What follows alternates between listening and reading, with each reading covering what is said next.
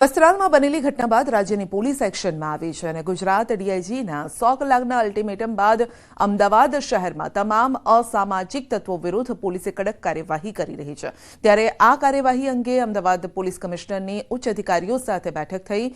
બેઠકમાં police commissioner GS Malik સહિત શહેરના તમામ ઉચ્ચ અધિકારીઓ હાજર રહ્યા।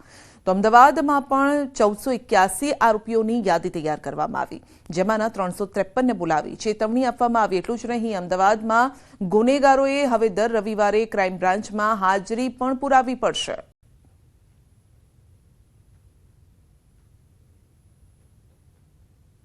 ब्रांच में कुल 353 गुनेगारों ने अहियां बुलाया।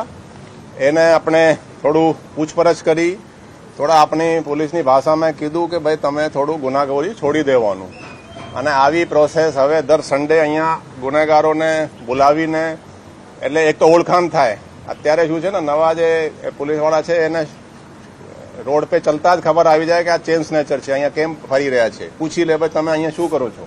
તો આવા સિસ્ટમ પહેલા હતા, તો આપણે એને રિવાઇવ કરવા માટે એક આ આપણા એફર્ટ્સ છે। બુલેટિનમાં આગળ વધીશું નાનકડા બ્રેક બાદ।